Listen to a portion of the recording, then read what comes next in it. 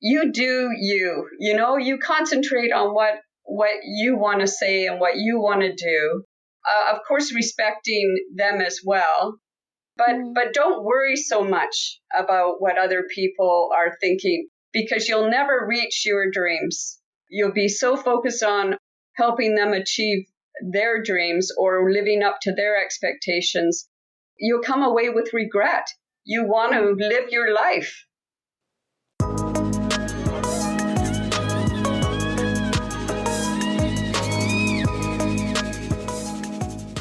Hello, hello, hello! Welcome back to the Feel Good Factor. I'm Susmita Veganosaurus and I'm so glad you could join me here today.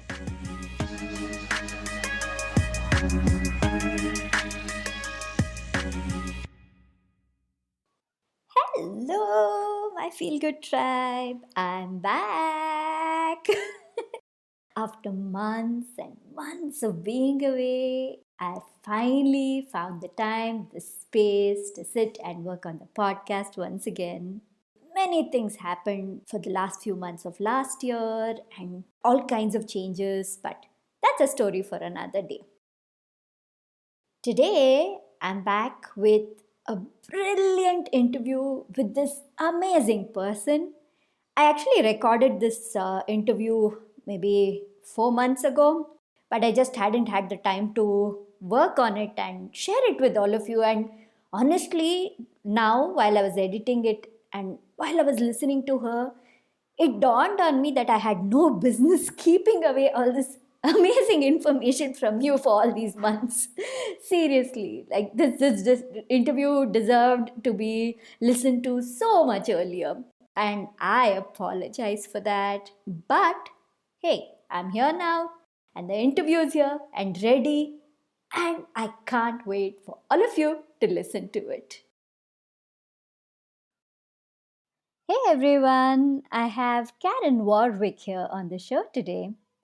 So, Karen's a friend of mine from our online mastermind group called Rise, which I've spoken about so many times on the podcast. If you've been listening to the show, I've had multiple awesome women, awesome friends from this mastermind being interviewed on the show. And well, Karen's the next in line, and she's amazing. She's so much fun. She has this energy. Well, I'm not going to say too much about it. You got to listen to it, and you'll know. Karen is a holistic nutritionist, and she is also an author. She recently, very recently, just this year, released a book, and it's doing quite well. It's of a very interesting topic about health and nutrition, and she shared the story of her own personal life and journey in it. So there's a lot we are going to learn from Karen today. So yeah, without further ado, here we go. Hey, Karen. Hi, how you doing? Doing great. Good morning to you. Good morning. I know that it is crazy early right now. It's 3 a.m. your time, right? So how come you're up this early? So this is like, I remember you saying on a daily basis you do get up at these hours. Yes, well, just for you, I got up at 2:00 so I could have this extra hour to talk to you and your people about nutrition. But on a regular day, I wake up at 3. I trudge over to the treadmill, get on there for half an hour, do 10 minutes of free weights, do a meditation, have a shower, and go to work at 5 in the morning for Canada Post. I deliver mail. Cool. Okay, see, that I didn't know about. I didn't know what your day job was because we all know each other's side hustles and stuff. So you deliver mail. What's that like? Is that something you've been doing for a long time? Since I returned to Canada in 2008. Yeah. Okay. Yeah. Wow. So you must meet a lot of interesting people when not early in the morning, but later on in the day during your shift. Yeah. Well, with my job, I don't walk door to door. I go to those big super boxes and deliver the mail. So I don't get to see a lot of people. Okay. It's a great job for people that want to sort of get some fresh air, get a little bit of exercise, and finish really early. So because I start so early, I start at 5. Usually I'm done by 10 in the morning. So that gives me Oh, okay. my whole day to write and do the things that I like to do as far as nutrition goes. So Wow, cool. yeah. And what are your hours for? Because you're a holistic nutritionist, so I'm assuming you have clients, you talk to people and teach. What is that kind of work like? Oh well, since COVID, there hasn't been any more one-on-one kind of contact. Mm-hmm. But usually, my consultation hours, I'll go from 1 to 5 only, Monday to Friday. Okay. In general, though, it's more about the writing. I'm Mm-hmm. designing some courses right now and some email challenges based on the material of my book to help more people than I would just doing consultancy here. Yeah, that makes sense. I mean, books are a great way to reach a very wide audience, but yeah, not everybody reads. So it's a cool idea that you're doing, you're building on workshops and courses based on that, because sometimes that's a lot more fun to do, right? Than just reading the book or supplementing these courses and workshops with the book. So can Yeah, you tell us a bit about the book itself? yeah, sure. The book is called Break the Cycle. Mm-hmm. It is how to lose weight and maintain your ideal weight for the rest of your life. I tell you, my journey has been long and hard. I've been a vegan since 2013, and I decided to become a vegan because I was overweight and I was having problems with my cholesterol, which is pretty much a family problem. And I thought that by giving up meat and all animal products, that would help me get that under control. But what I Mm-hmm. didn't realize was that by giving up the meat, I was replacing it with a lot of sugar and a lot of fats. And so I stayed a fat vegan for years until finally I figured out the power of calorie density and giving up the fats, the sugars, and the salt. And then the weight just came right off. Also, another thing I didn't realize was that I was a huge food addict, and I had problems with binge eating all my life and bulimia on and off all my life. And so once I finally got my act together and really embraced a whole foods plant-based lifestyle, all that went away when I realized what I was doing. And I feel fantastic now. I feel absolutely super now, and no more weight problems. That's wonderful to know. And what I really like about what you said was when you switch to a whole food plant based diet, you also were able to stop the food addiction and give up the unhealthy habits, right? Yeah. So there is a connection between the kind of food we choose and also our, because when you want to give up unhealthy habits, it's not just the physical thing, it's the mental thing too, right? Not just the physical addiction, but also like having that kind of an emotional, having the right mindset and feeling the right kind of emotions to support you on that journey. So do you feel like having switched to a completely plant based diet, do you feel like that affected your emotions, your way of thinking, the way you were feeling? Did that make a difference?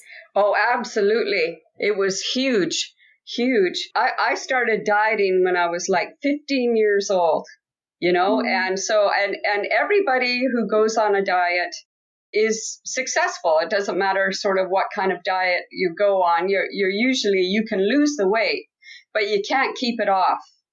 And Hmm. you try all these things, you become obsessed with food. You go like, oh, can I get away with eating that, and how many calories in this other thing? And you become so obsessed with that. But what's happened to me, what I find with using caloric density, it just focuses on 4 food groups, and that is vegetables, fruits, grains, and legumes. And with Hmm. with that limited thing, you can eat to your heart's content, and you never have to worry or think about food, Hmm. because Hmm. that's your window. And then you load up on those sorts of things, and you eat to your heart's content, and your brain is totally calm now, and that's a beautiful thing. What comes up to me is the obsessing of the calculations. Mm-hmm. This is something that really hurts people, and I always tell, I used to have a restaurant. If people came and asked me, okay, what are the macros on this, what is the calorie in Uh, this, I'm like, stop, don't even ask me. I'm the wrong person, because have a healthy relationship with your food, choose healthy options, and then don't bother about all the other nitty gritties of things. And I like what you said, that it freed up your mind when you said, okay, I'm going to have fruits, veggies, legumes, and grains, and then not stress and worry about, okay, how much carb does this have, how much fat does this have, and things like that, right? yeah, yeah. Like we're the only creatures on Earth that take a pencil to a piece of paper and write down the number of calories and things like that. Other creatures don't do that. When they're eating the diet that they're supposed to be eating, that they're meant to eat, they eat until they're full and then they wander off. But no, not us. This is all we got to think about. And what a waste of a life, you know? What a waste of energy. What a waste of focus. We weren't put on earth to count calories, and obsess about our weights and how things are doing. We're here for bigger things. We're here to enjoy our families and to make connection and perhaps we're put on earth to do incredible things. But you don't have time for that if you're busy counting your calories. Oh, so well said. And I absolutely agree with you. And that's, this is a very, very important point that people need to figure out. Like, stop obsessing, stop wasting your focus, your mental energy, or your emotional energy, everything on food, because that shouldn't be a point of obsession or concern, except for maybe if you want to create some delicious recipes and they're like, oh, how do I make this taste better in a healthy way? Yeah, that's a different obsession, which is good. But not, definitely not sit and calculate everything. And I love what you said about how we are meant for bigger things, much, much bigger things. Oh, much bigger things. But as you said too, like being creative with food, creating new wonderful recipes, that's an art form in itself. Mm. And it is a worthy endeavor, absolutely, to be able to do things like that. And for you, for your family, for the health of them as well, to create beautiful, tasty dishes. What you're doing is absolutely amazing. You're opening up new ways of thinking and new ways of eating, and I think that's amazing. Thank you. Yeah, and likewise. Often when we have our monthly video calls on the group, I see you prepping, you're cutting something, washing Oh, something. I see how much you love doing it. You're like so involved in that. How do you do this? So since you're having a lot of veggies and fruits and stuff, what kind of prep plans do you put in place so that you get all of this in, for yourself as well as for your family? oh, wonderful. Well, actually, there's just me, my husband, and the dog. Now, the dog Mm-hmm. doesn't eat the salad. The dog has her own diet, which is Mm-hmm. very special for her. And my Mm-hmm. husband, he doesn't eat this way either. But I don't have to worry about cooking for him. He has some health concerns, so his meat and things are delivered like through Meals on Wheels, which is a common delivery service for people Mm. like him. Actually, I got that. He had brain surgery about 3 years ago, and Mm. I tried everything. As a holistic nutritionist, I wanted him to have the very, very best of food. But he's a old world kind of guy, a meat and potatoes guy, and he wasn't really into any sort of new fangled things. And I bought him the best, like organic meats and things. And I tried so hard, and he accused me of poisoning him you know Ah. and I think Mm. I want to think it was because of the brain surgery had affected his memory and everything. So as well, basically it was sort of like a fuck you. I'm going to give you Meals on Wheels, which is basically, it's all meat and potatoes, and it's very hospital food. It's very, very bland. They don't use a lot of spice or anything. And so I wanted to, I got that delivered for him because I figured, well, then he's going to appreciate me. He's going to appreciate all the effort that I put into. But he loved the food. And it was, and it totally backfired on me. So I thought, oh well, okay, well that's for me to do. Okay, we'll just keep doing it then. And so he's perfectly happy with that kind of food, and just let him rock and roll. What I like about what you said is you see, there's a limit. We can't always help everyone, and sometimes it's the people we love the most, the closest ones, who are not receptive to our way of living or receptive to, like you said, newfangled things, and that does happen, Yes. and it's very difficult. But I like how you found the humor in this, and you're like, okay, it backfired, but less work for me, because that is so important. In We have to do the best we can, and that's it, but we cannot control, we cannot obsess, and we definitely cannot change people. They need to do that for themselves. And by giving up on that and saying, okay, you love whatever it is that you're loving, you are creating space in your, again, in your mind, to write this book, to do the courses, and to teach others who actually want the help. Yes, absolutely. And a big part of that we're going to get to that, is the way that I prep my food. And I do a lot of bulk cooking. All my cooking, oh, well, look, I've got my work to do. I've got the book to write, and I got my husband to take care of as well. And not to mention the dog, who's the queen of the house, right? So there's all these things that I have to do. So all my cooking is done on the weekend for the whole week, and I've managed to figure out a way to bulk prep my salads that I have. I have vegetables for breakfast every morning. This is not before work. When I eat my breakfast, which is more like a brunch, at like 10 or 11 in the morning. Okay. So I bulk prep my all my salad veggies, and I buy a lot of fresh fruit, which is absolutely awesome. But then, like, for the main meals, I bake potatoes, about 5 or 6 at a time, and have those in the fridge. I bulk cook rice in a big, like a 10-cup rice cooker, and I freeze it in containers. And I make about 2 or 3 different, Beans? yeah, like bean or lentil dishes. Like this week, I made a chili, a pot of chili, a pot of lentil curry, and a pot of sort of like it's called like a lentil bolognese, like an Italian thing, which I serve on rice, because I want that whole grain rather than using noodles or anything like that. So I do that all on the weekend, and I've got it down to a science.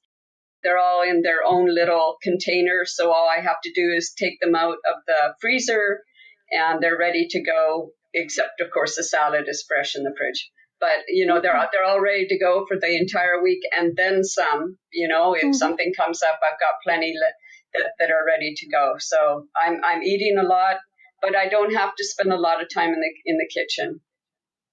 That's a very, very good system. How long does it take you usually to prep for the whole week, like the lentils, rice, and all those things, cutting the Oh veggies? yeah. Okay. So basically, I soak all my beans and lentils on the Friday. I finish work, and I put them in their jars to soak, to rehydrate, and I'll start cooking them in an Instapot on the Saturday morning, and let them Okay. cool, and then usually later in the day, I'll do the 3 big preps, right? The 3 big things.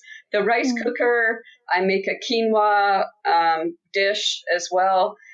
Those ones, I do everything on the Saturday. Sunday, by about noon, I'm done. I'm Okay. finished. Yeah, and then I have the rest of the week. So.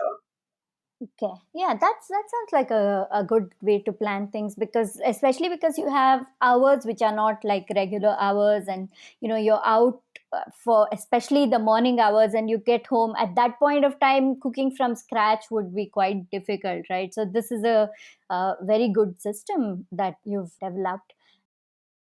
When you do this whole system, prepping and everything, so when did you start that? Like, when did you realize that it makes sense for you to prep like this? Oh, straight away after I turned whole food plant-based. Mhm. It's I've tried so many other, what is it, like vegan programs that I've seen. I tried the John Gabriel 12-week program, Joel Furman's recipes. He's does a called the Nutritarian. John Mm-hmm. McDougall, not Caldwell Esselstyn, his son, Rip Esselstyn, the what was it, like the firehouse recipes, and they all Okay. have their plans, and they have all these meals that you prep every day. Well, I'm just too darn tired for that. Hmm. It's so Hmm. easy just to order something in or eat something that's off plan. Even though it would only take maybe half an hour to prep, your dinner before you eat it. I can't be bothered. So I had to find something that I could cook straight away and it would be ready in 5 minutes. Because Hmm. there's that, especially when you're a food addict or a binge eater, it's very, very dangerous to not have good, healthy food prepped and ready to go in your house. You can't rely Hmm. on willpower and you can't rely on your energy level at that Hmm. point. So Hmm. starting off like over a year ago now, this is when I started the bulk cooking thing, and it made all the difference. Hmm. A lot of people that eat this way, they do it. They stay compliant. Like they eat the four food groups, and they stay compliant because they're afraid that if they eat off plan, they're going to gain weight. Well, that's not the case for me. The case Hmm. for me is that if I don't eat compliant, I'm going to binge eat, and then Hmm. maybe I'm going to puke it all up. Okay, and that's Hmm. very dangerous. It's dangerous for your health, and it's just dangerous for your mind, and it can just throw me totally off the rails. So my compliancy is based on the fact that I don't want to ever have to binge eat again. You And are basically dealing with this from a point of being in recovery, constant recovery. You're like, constant okay. recovery. Yeah, Hmm. absolutely. And so Hmm. the trick that I play with my mind is that, say my work day, which it does in the winter time, my work day is a lot longer day, especially approaching the holidays. There's a lot more parcels Hmm. to deliver, and I can be out there. Instead of eating breakfast at 10, I could be out there at 1 o'clock. And so when I'm thinking to myself, hey, I could just go through a drive-through or whatever and get some food because I'm so darn hungry. And I make a deal with myself that no, first things first, go home, eat your compliant meal that you have already ready to go at home, and then think about binging, you know? Hmm. Yeah, Hmm. do Hmm. that first, and then once you do that, once you eat your compliant meal, well, you're full, you're fine, you didn't die, you're ready to go. So that's what I do anyway, and it seems to work for me. If you make that deal with yourself, going like, well, yeah, maybe you can have that thing, but first eat your real food. Hmm. Hmm. That's a very good. I like how you said you play this trick on yourself, and we all have the capacity to do that. We can. I mean, all the time we are often in denial for things which are not even good for us. So why not use that and then use it for our own benefit? This thing of making ourselves believe that this will happen if you do this, and then it won't anyway, right? So that's a good way to trick yourself, and I like that. Earlier you were talking about your husband. I wanted to ask you, but I Oh, want to bless first him. talk about this, right? Tell me about how you got married, because I know there's that very, very fun story in your Ah. in your book, and when you introduce the book too, you have shared that. So I'd love to hear that. Oh, wow. How we got married. Okay, okay. But first let me tell you how I met him. Mm-hmm. Okay, this is fun. Okay, so I'm an old dog. I got married for the first time when I was 19. That marriage lasted for about 10 years. And after that Mm-hmm. time, I traveled around for years. And then when my mom started to get ill, I moved back home to help take care of her. And so Okay. here I am. I'm an older person. I would have been in my late 40s at that time. And I couldn't figure out how to meet new people. So I was looking to meet a new person, but it's hard to do it I was living in a small town. How do you meet an older guy who's not a creep? So, but okay, okay, ladies, this is not the way to meet a guy. Okay. So I went online, I went on Plenty of Fish, and I met lots and lots of really small fish and carp and some sharks and some horrible fish. And I ended up meeting this one guy. We dated and lived together for about 3 years, and then he kicked me to the curb. And I was, and of course, I was off Plenty of Fish then. And he was talking to another girl back on Plenty of Fish, and I discovered this. So I put up my profile again, and this really good-looking guy was wanted to meet me, and that was my husband. And I thought, oh, okay. So I gave him a chance, and yeah, he was the guy. He was the guy. So when you're not looking for something, I went back on Plenty of Fish to spy on my ex. But here came this other beautiful fish. He was a beautiful fish, and it was my husband. And from the moment we met, we couldn't be apart. It was a match made in heaven. It absolutely was. But he didn't ever want to get married. So one day he just asked me to marry him because he knew that it was important to my family that I had somebody. And he said, listen, I want a marriage, but I don't want another wedding, because he had been married before as well. I said, no problem. And you know how he is with his memory and everything. So he said, you arrange it and I'll be there and we'll get married. So sure enough, I decided, okay, this is what I'm going to do. I got a justice of the peace, or I guess, or an officiant. Okay. I planned I didn't tell him when it was going to happen. Planned for this officiant to come to the house and marry us. I got my sister, who's a hairdresser, and also my best friend, to come to the house and do our hair in the morning, and then whatever I'd arranged for her. And as for him, I figured, well, we'll just call his brother, right, on the day. So the day of the wedding, I woke him up in the morning and said, we're getting married today. He says, oh, okay. And sure enough, that's how it went off, is that the officiant came over.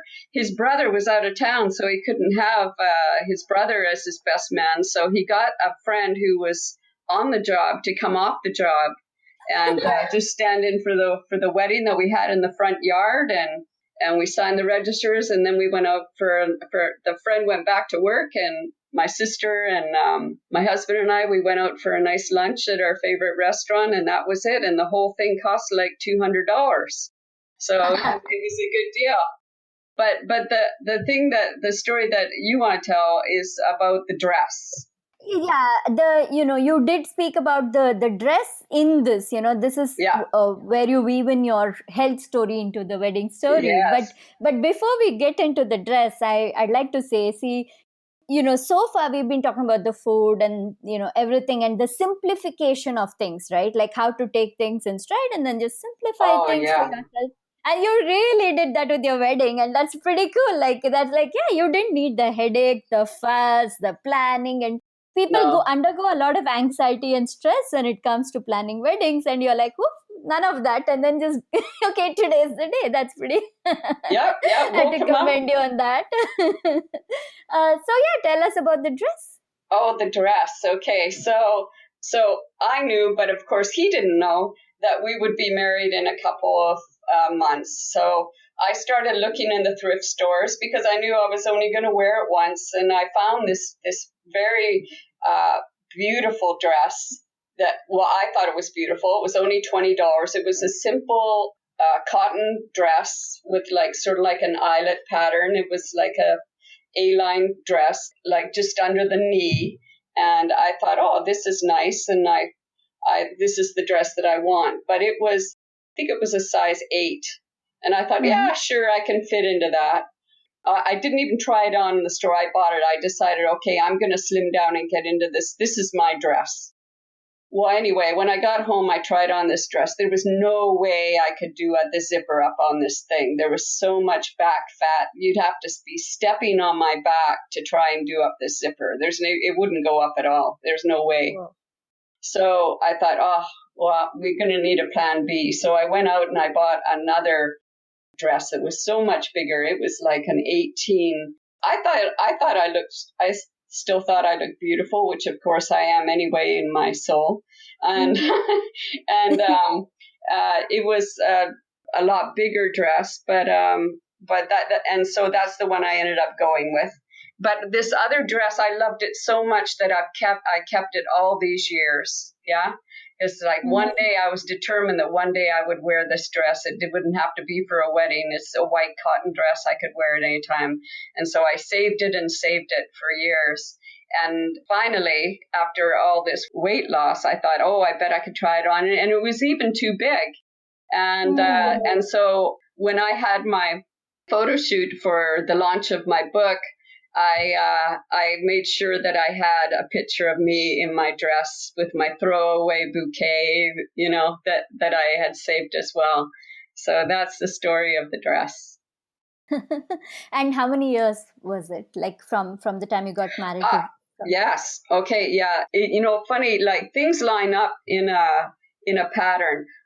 I got married on, June the 7th, 2013. I became vegan on June 17th of 2013. And I got my pictures taken on July 1st, 2021.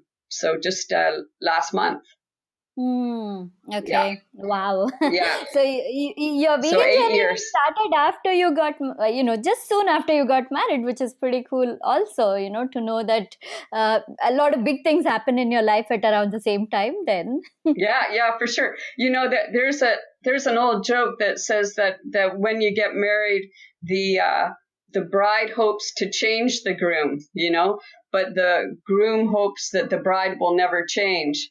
Well, I threw that up in the air because as soon as we got married, I became a vegan. And he's like, what the, we've been eating, we've been eating meat all this time. And like 2 weeks later, now you're a vegan. What's going on here?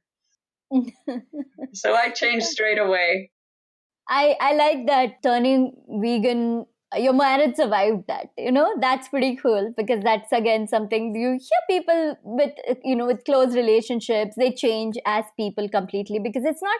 When you go vegan, it's not just going vegan. It's also you start questioning other things in life. You question other norms. You're like, oh, I believe this all along. So what else am I being told, which is actually an absolute lie, right? You believe that you have to eat meat or have to have dairy, and then you're like, one fine day you're like, oh, I can choose not to, and it's actually good for me. So you change as a person. So it's pretty cool that even though you did change as a person, both of you are all these years down the line happily together.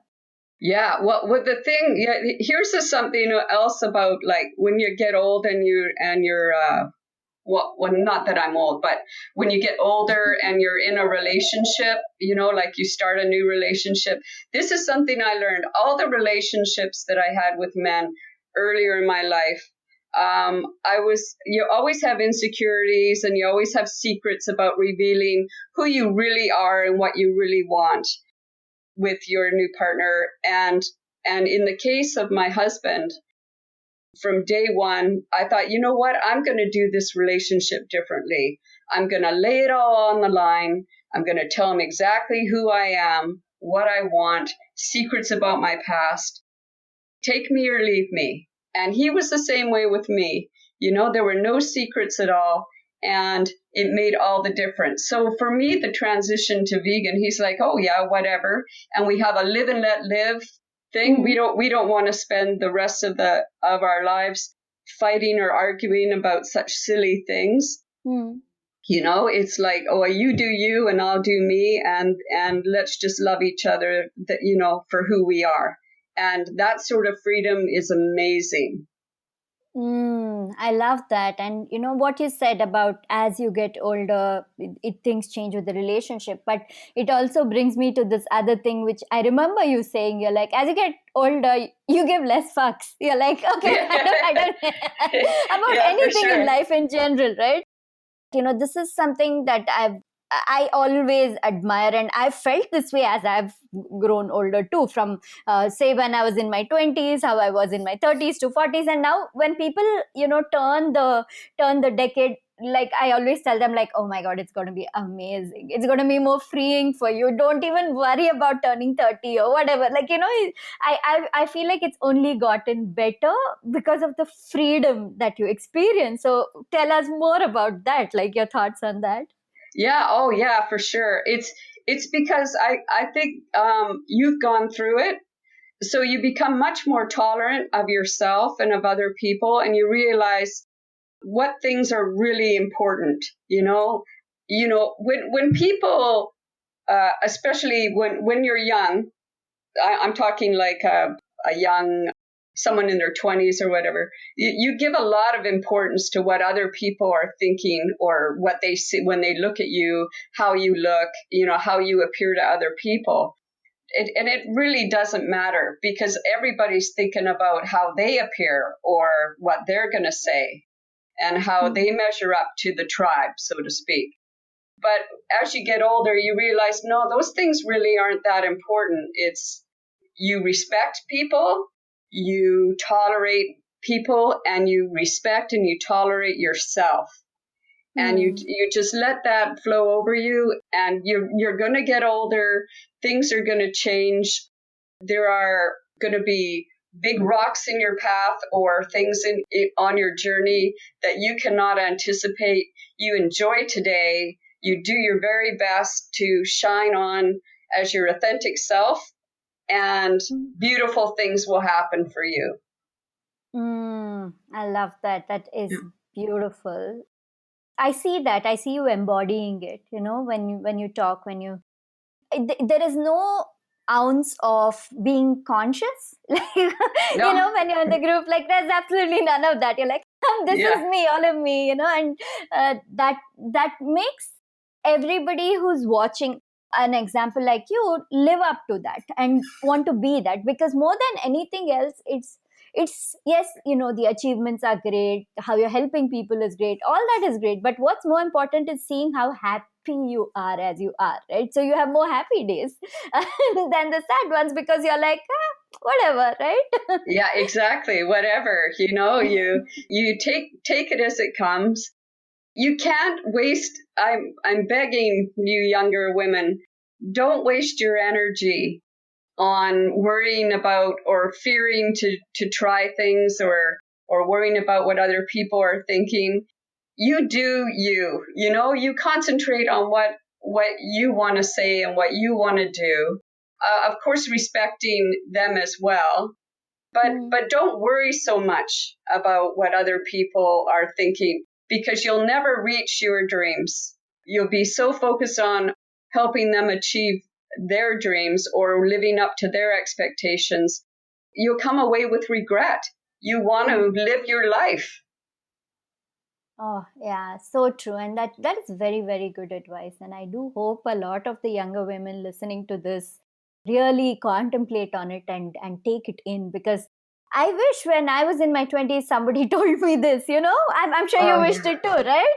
Yeah, absolutely. I absolutely wish that somebody had done that, and also I wish that somebody had told me how to eat properly. My mom. They did the best they could with the knowledge that they had at that time, Yeah. and so thanks, Mom, for that. But I don't think that they anticipated the power of processed food or restaurants like McDonald's, Yeah. Yeah. in shaping our generations after that time. Processed food has changed the shape of the world, and it's not a pretty shape. It's a pretty heavy shape, not a healthy shape anymore. So that's something I wish I'd had when I was younger, is not to be addicted to fast food and processed food. I didn't start gaining weight until they opened a McDonald's in my small town, and I jumped in full force into that. I just loved that, and that was the beginning of my binge eating and bulimia. Is I credit McDonald's with that. Oh, wow. When I went to university, I got a bursary, which was quite a big prize because I was so darn clever.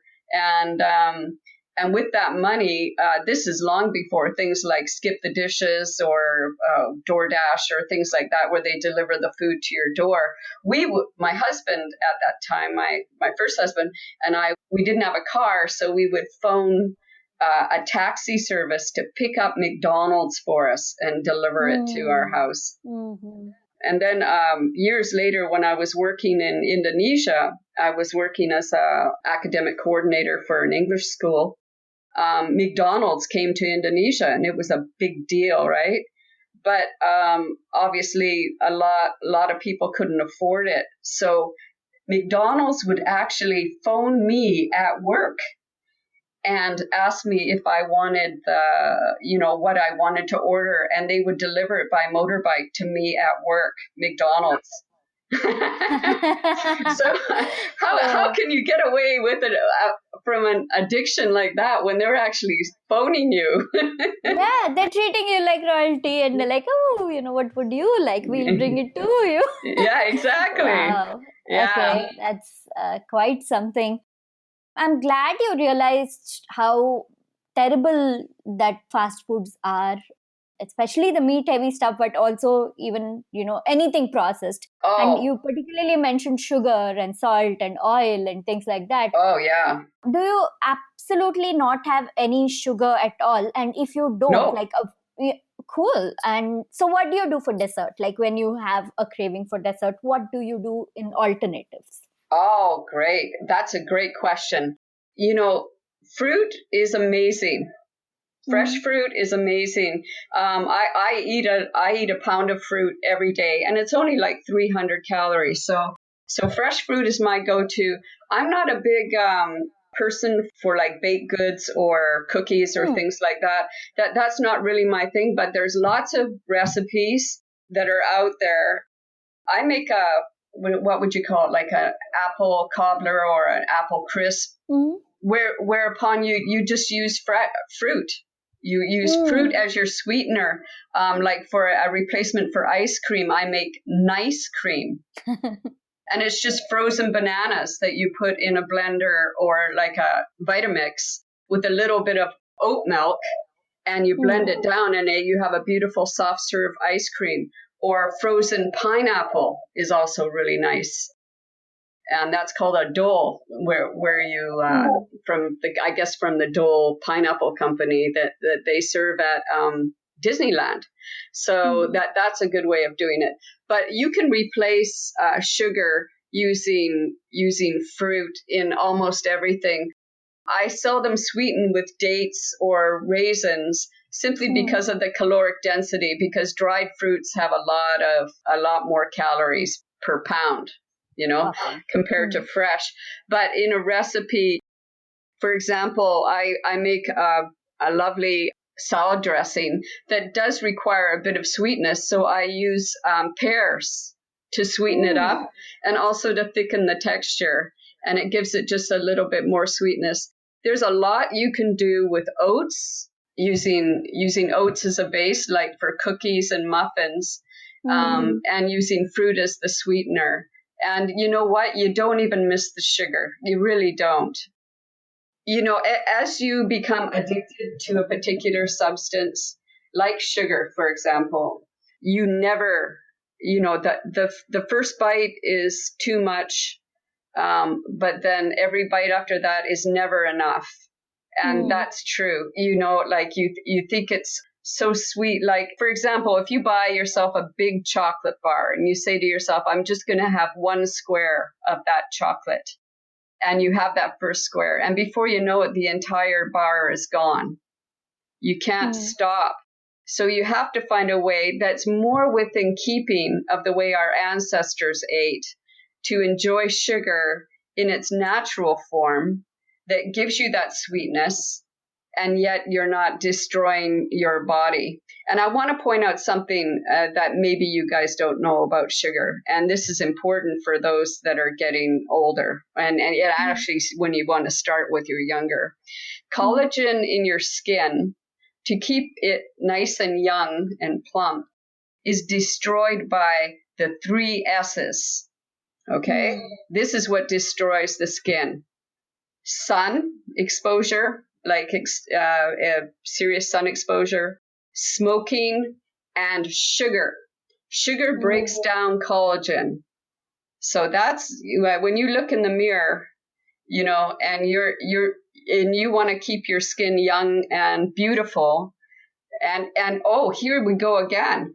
And it's not just the skin on your face, it's all the epithelial cells that are inside your body, your joints, and your ligaments will be broken down by sugar, because that's the collagen in those parts of your body. Okay. So that's another good reason to stay away from sugar.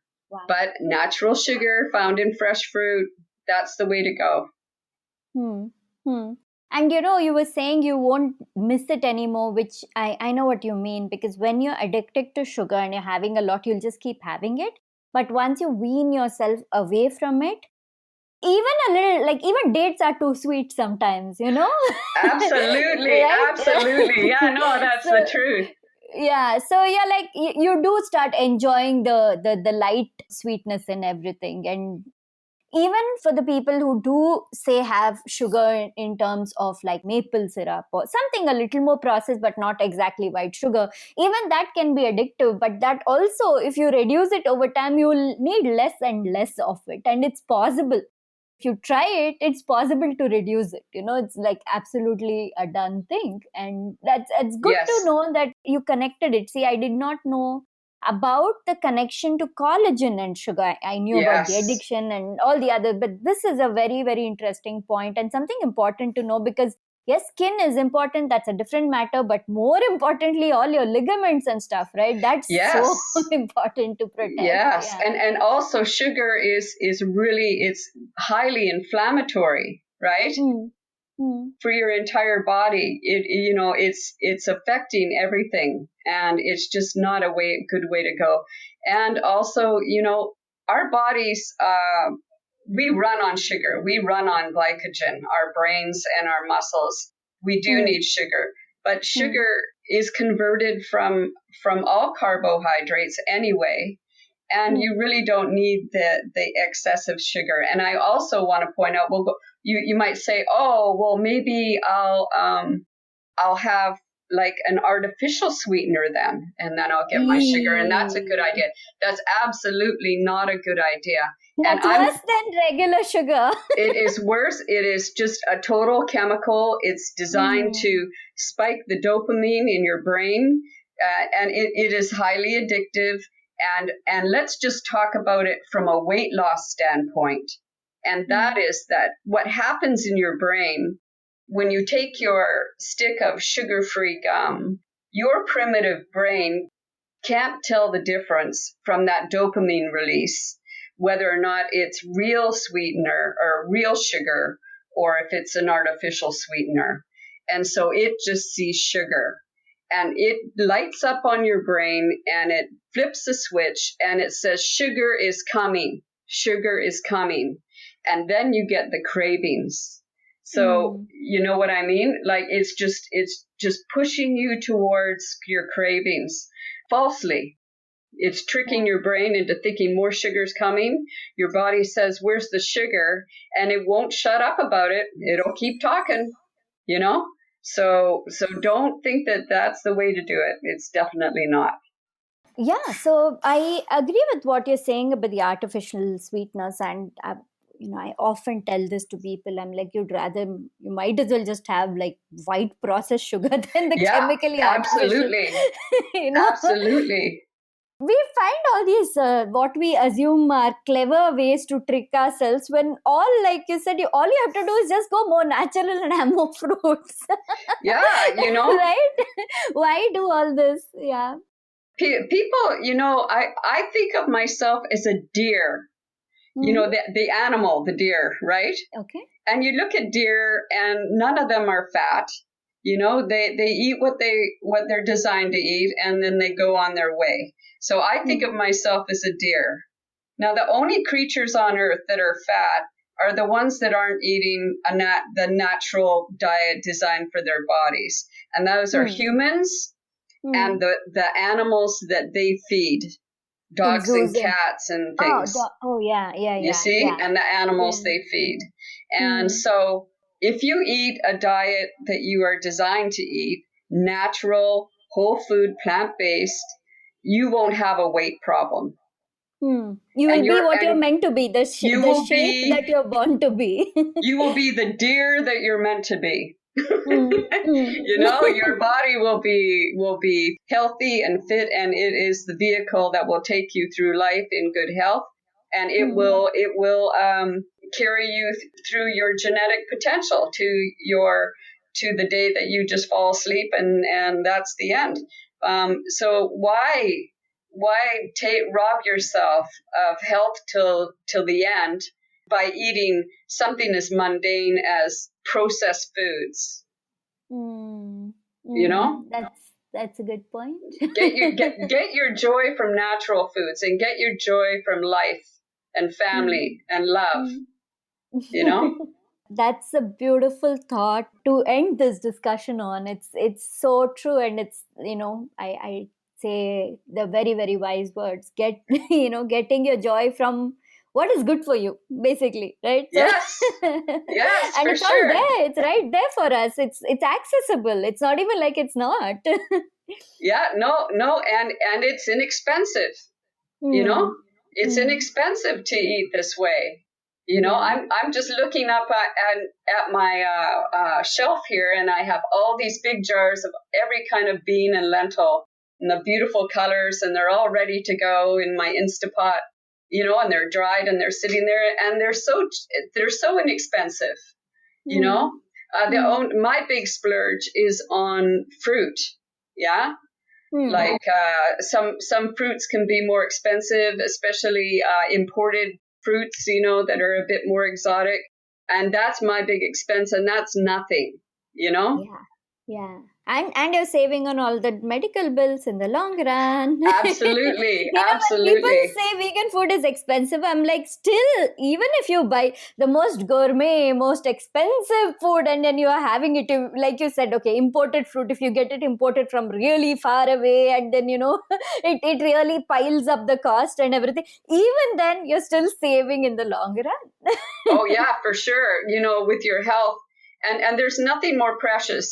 People think about the bills, but you also have to think about, okay, if you're down and you're sick, what's going to happen to your family? Yeah. Uh, and and Mm, and the expense of taking care of you at home, and the missed income from work, and all these other considerations.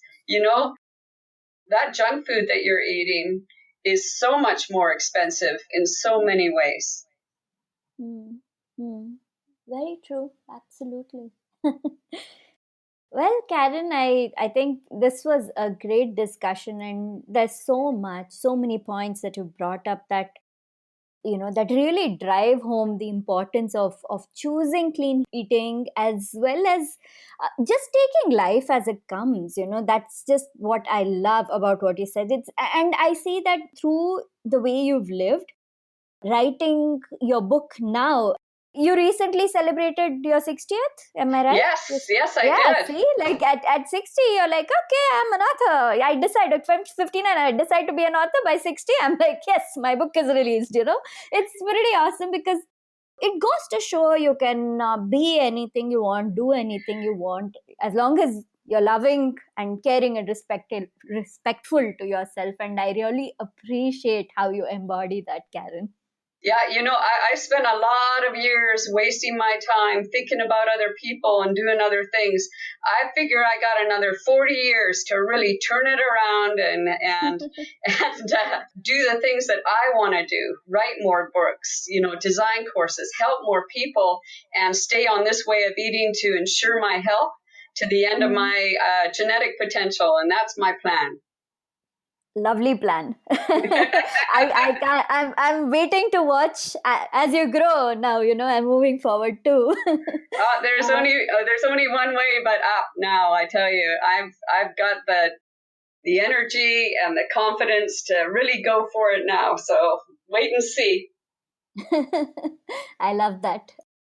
So, Karen, if I'm sure people love listening to everything you said. So, if they'd like to connect with you, if they'd like to reach out or find you online, where do they go? Absolutely. Okay, I have my website, which is www.karenwarwick.com. So that's KarenWarwick.com.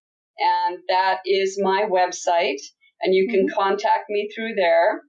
And also, I have a private Facebook group for my book, Break the Cycle. And you can get on my private Facebook group, which is a support group for those that are following my book. Okay, they both sound great, and I'm going to share links to that in the episode's webpage so everybody can reach out to you.